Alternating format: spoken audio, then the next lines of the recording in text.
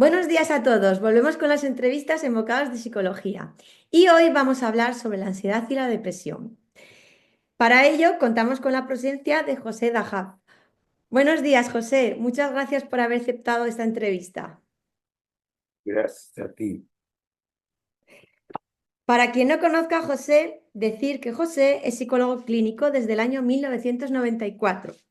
Es profesor titular de Análisis y Modificación de la Conducta de la Facultad de Psicología de la Universidad de Buenos Aires. Y con todo esto, José, queríamos que nos hablases primero sobre el incremento que ha habido de estas dos patologías, de la ansiedad y la depresión. ¿Y por qué crees, por qué motivo crees que las personas tienen dificultades para afrontar estas patologías? Creo que las personas con ansiedad y depresión, todas las personas tienen ansiedad y depresión. La ansiedad y depresión son transdiagnósticas, o sea, más allá de las categorías diagnósticas específicas, todos los seres humanos tienen ansiedad y depresión en algún momento de su vida. La pandemia ha exacerbado la reclusión. En vez de haber vínculos sociales cara a cara, se comenzó a instalar popularmente la videollamada. Entonces hubo un tiempo en el cual la gente no se encontraba cara a cara, sino se encontraba mediante una pantalla. Sí. Y muchas veces pasa que la ansiedad social aumenta también la depresión y el estrés. ¿Por qué? Porque el apoyo social es uno de los amortiguadores que disminuyen la ansiedad, el estrés y la depresión. Entonces, al haber más aislamiento, se incrementan los factores de riesgos en la ansiedad, depresión y estrés. Entonces, todo esto se ha exacerbado por el coronavirus, ¿no? Por todo este aislamiento a los que nos hemos visto obligados, ¿no? A llevarlo a cabo. Te quería preguntar por qué motivo, en caso de personas con éxito, ¿no? Que tienen bastantes reforzadores y bastante apoyo, también sucede que tienen depresión.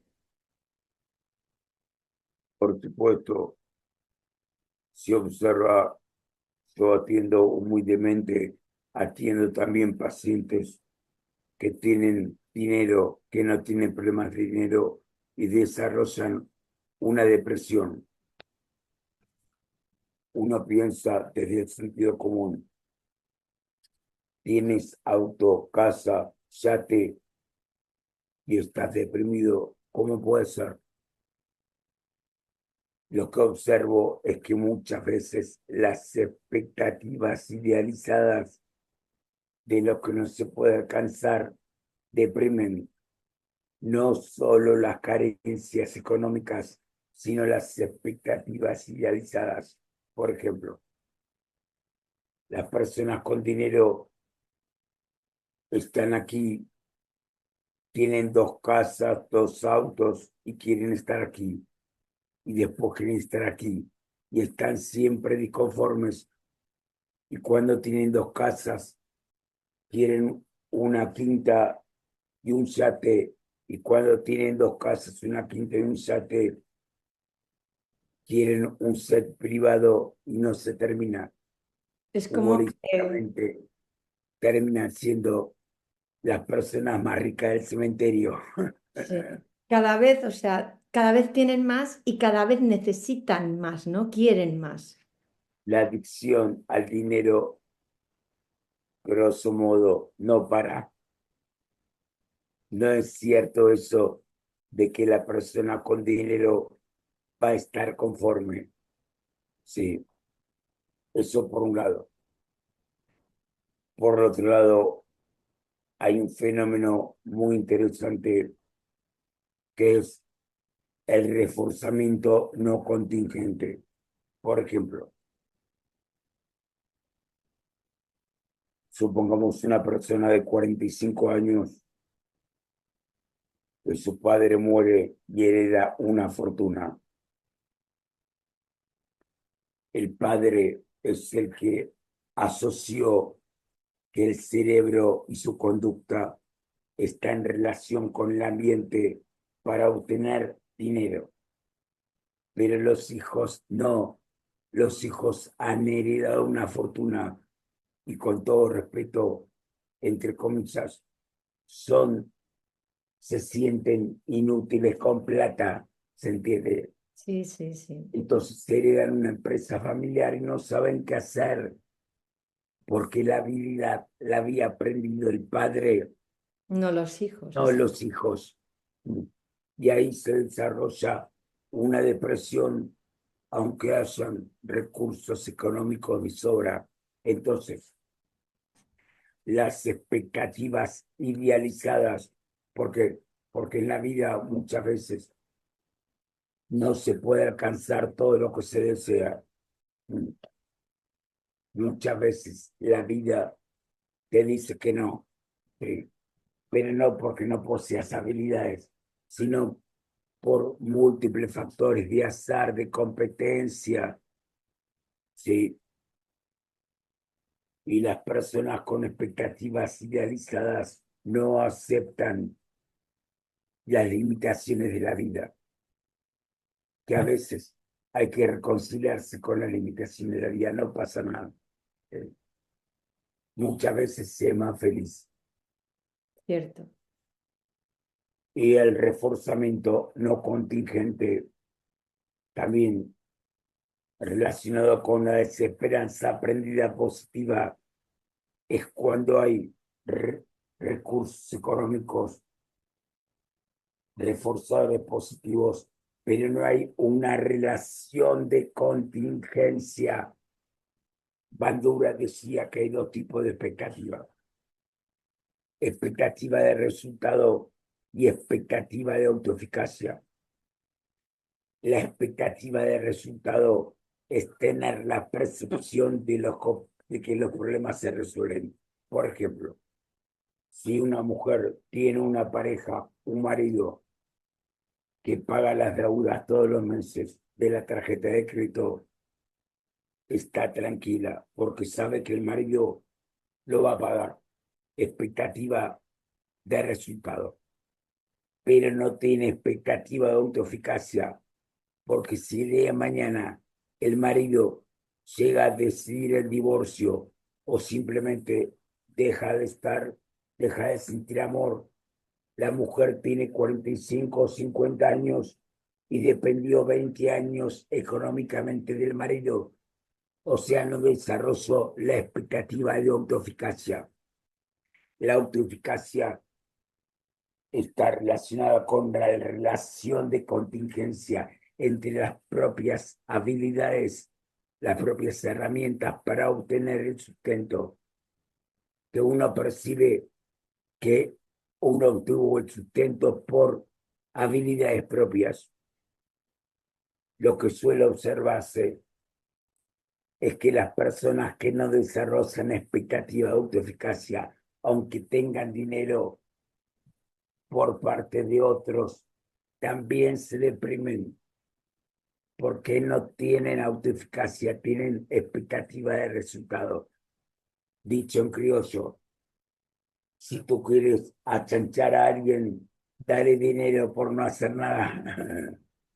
Sí, es muy interesante todo esto que estás planteando. En ese sentido, la ayuda es, si la persona no hace nada, la ayuda es un arma de doble filo, porque como decía, parafraseando Pérez Álvarez, el sujeto no está ni dentro ni afuera, está en la relación de contingencia entre las habilidades mentales y conductuales y el ambiente. Entonces, aunque haya éxito económico, puede desarrollarse una depresión por expectativas idealizadas y porque no se desarrolló la autoeficacia.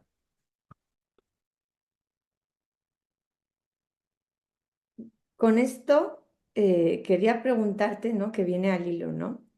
Una de las teorías más divulgadas es la idea de que en la depresión tenemos distorsiones de pensamiento, distorsiones cognitivas, en el sentido que la persona tiene una visión negativa de sí misma, del entorno y del futuro. Sin embargo, hay investigaciones que arrojan que las personas depresivas tienden a ser más realistas que los optimistas.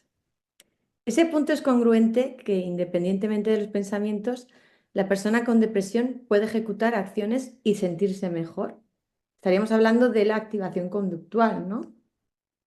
Claro, justamente un aspecto es la teoría cognitiva desarrollada por Aaron Beck y sus discípulos, y otra cosa es la técnica.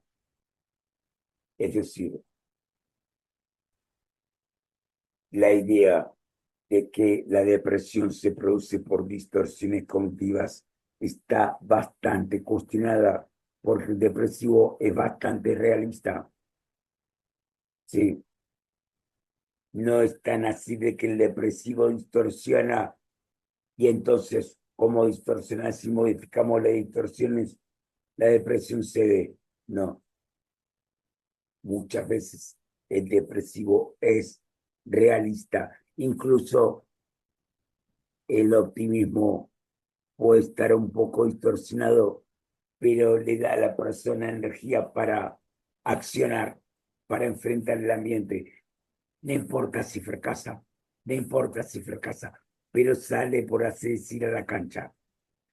El depresivo, por más que nada por sus miedos al fracaso, no juega el partido directamente. Y esa inactividad retroalimenta la depresión. Esa es la base de la activación conductual. La activación conductual no es hacer todo perfecto, no es esperar a tener las ganas para accionar. Al contrario, es accionar con errores, accionar con dudas, accionar con ansiedad. Y justamente el error es parte del aprendizaje. El error no es un problema, el error es parte del aprendizaje. La única forma de aprender la respuesta acertada es aprendiendo el error. Sí.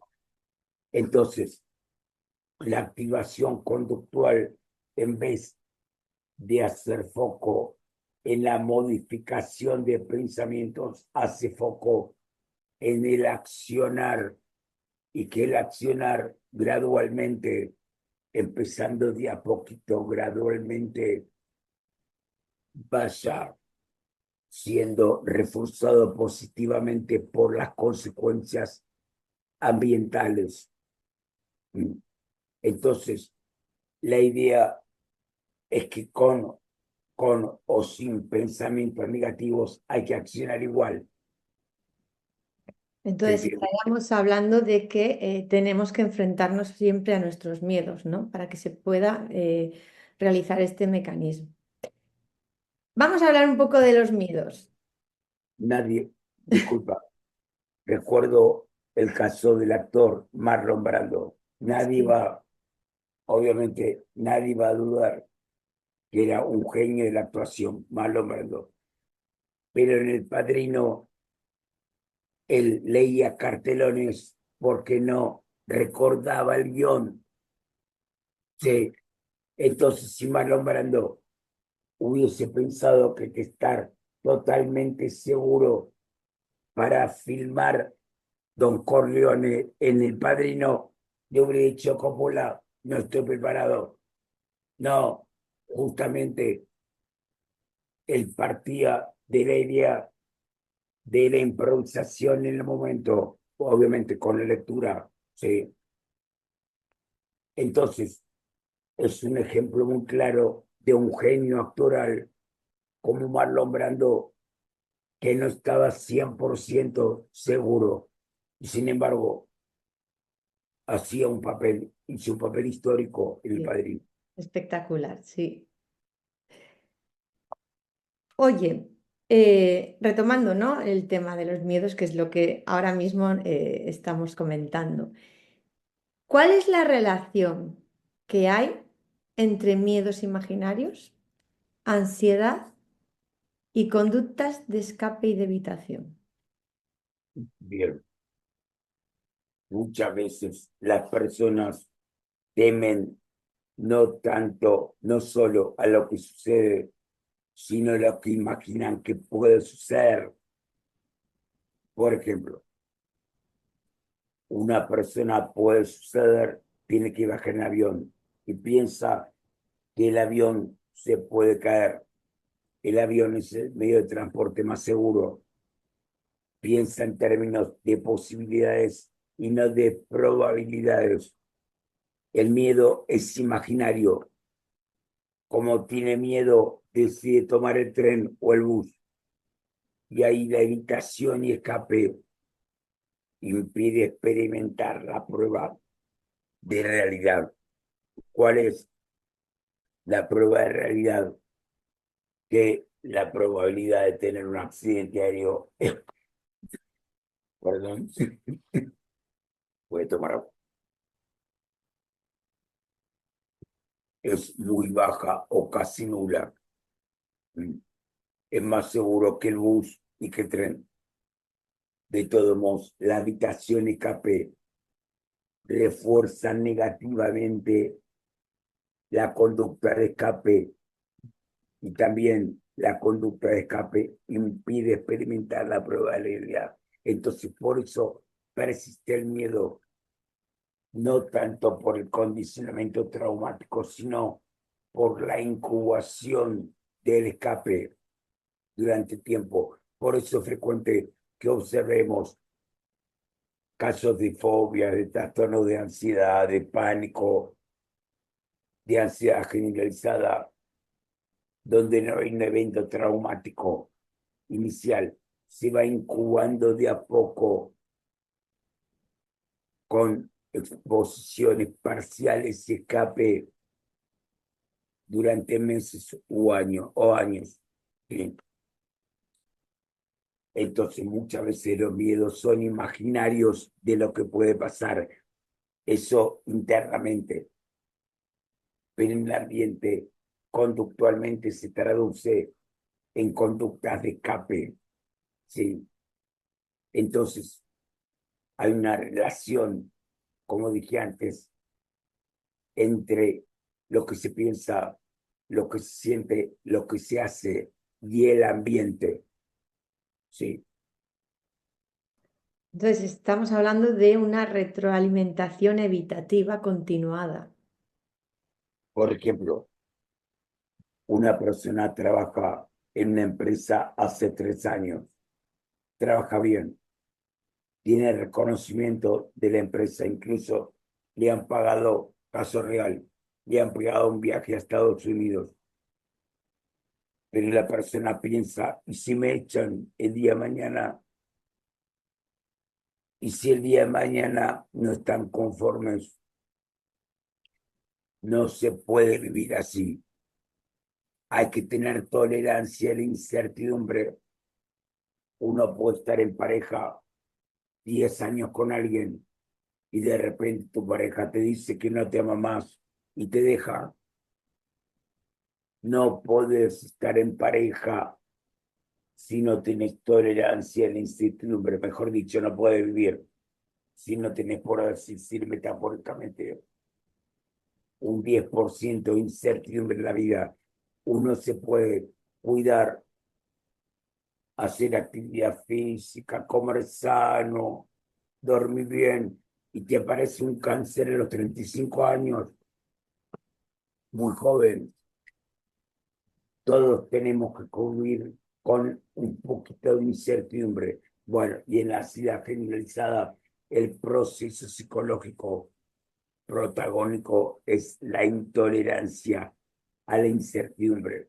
Entonces, en la ansiedad generalizada aparece una imagen mental. ¿Y si me echan el día de mañana de trabajo? ¿Y si mi novio me deja? ¿Y si se cae el avión?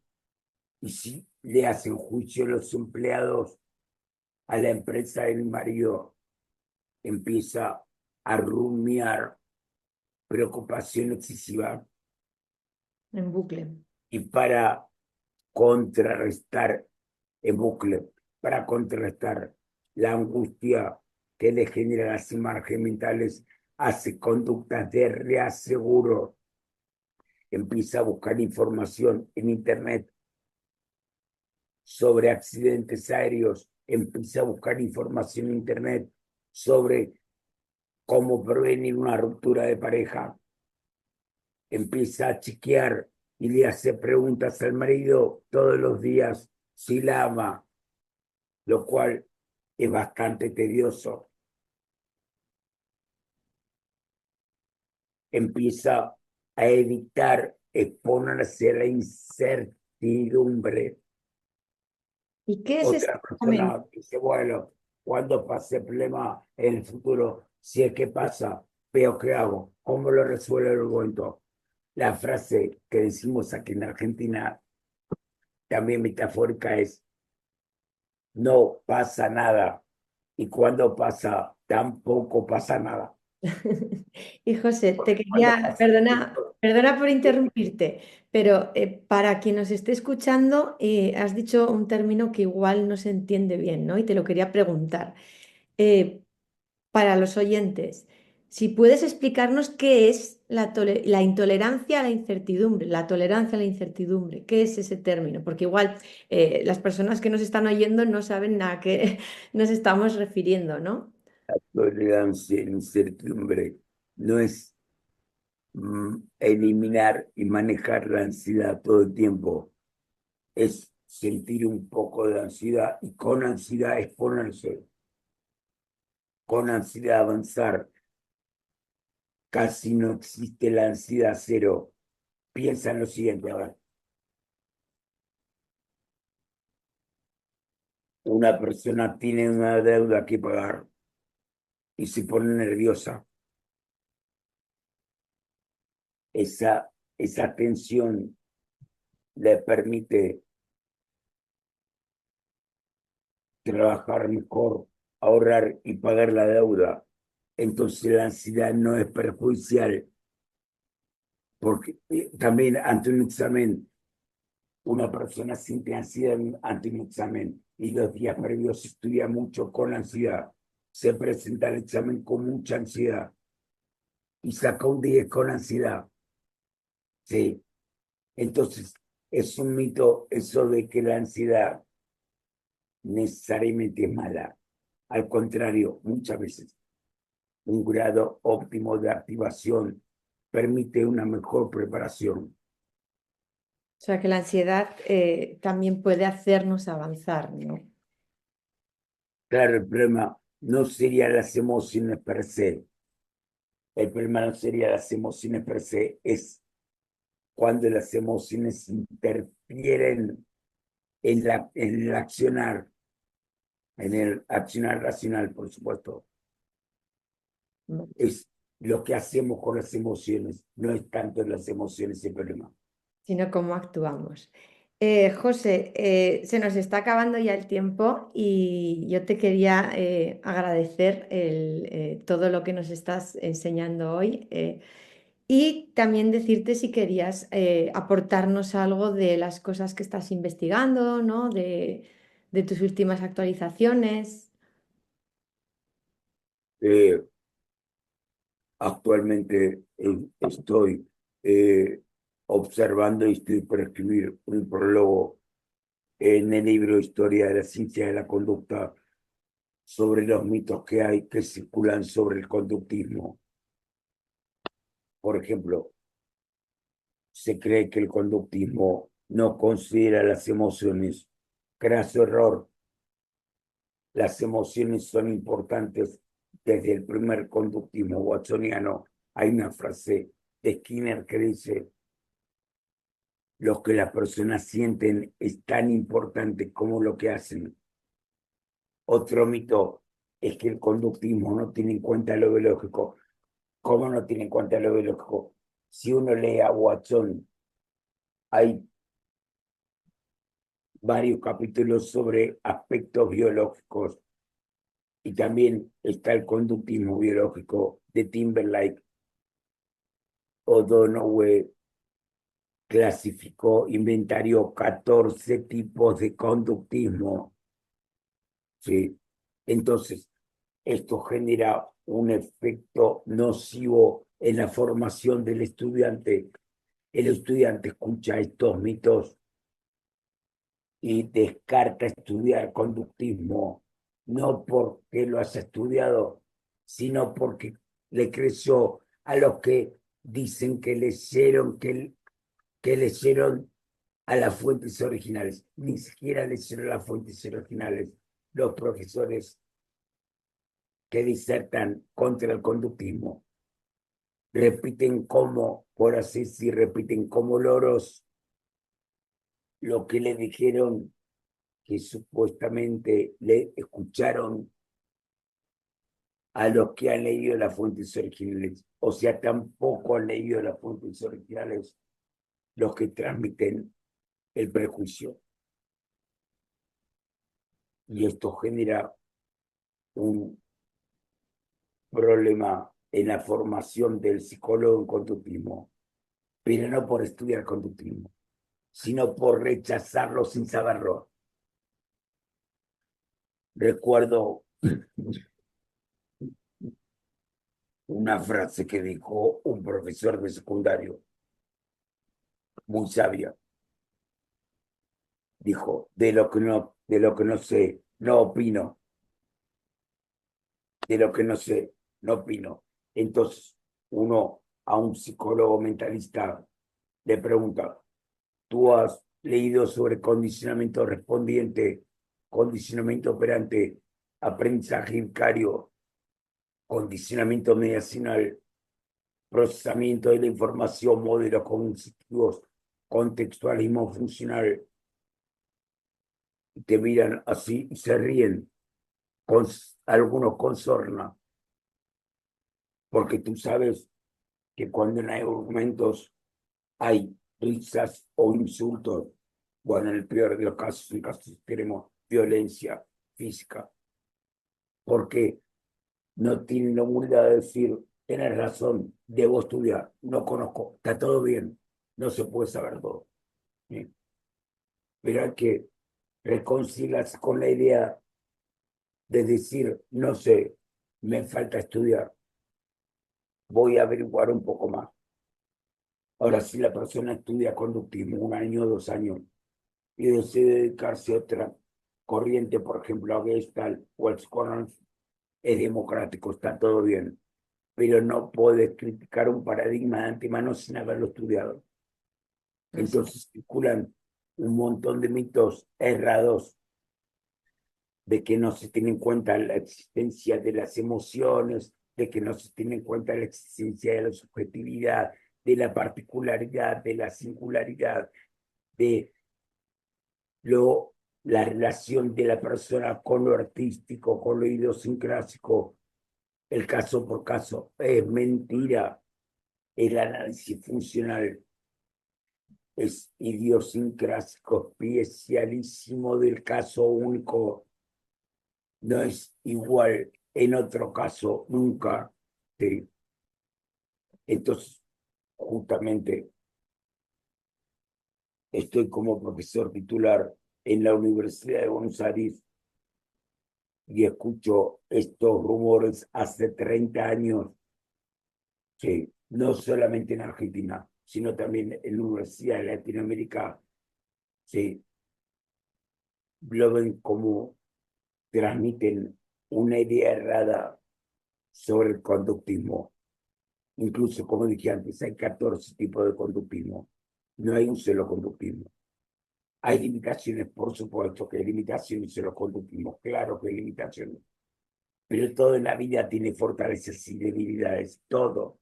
Así es, todo tipo de Es teoría. el carácter de la ciencia, aceptar las limitaciones y tratar de investigar y tratar de que las técnicas sean eficaces y está en permanente cambio la ciencia. Pues He vamos a... respondido a la pregunta. ¿El qué, perdón? He respondido a la pregunta. Sí, sí, y nos has ayudado mucho a entender muchas cosas, ¿no? Sobre la ansiedad, la depresión y los miedos que solemos tener tanto a nivel consciente como a nivel inconsciente. Así que agradecerte de nuevo el... Yo dijiste la palabra, Sí, perdón, sí, Sara. sí, por supuesto, José. Consciente, inconsciente. La ciencia hace rato, antes que Freud, incluso antes que Freud, hay por lo menos muchos autores que hablaban del inconsciente. La ciencia cree en los procesos inconscientes, pero no en el inconsciente freudiano. Así. Incluso en el libro de Domian, en las primeras páginas, hay una frase que dice que la mayoría de los procesos psicológicos no son conscientes, pensamos poco.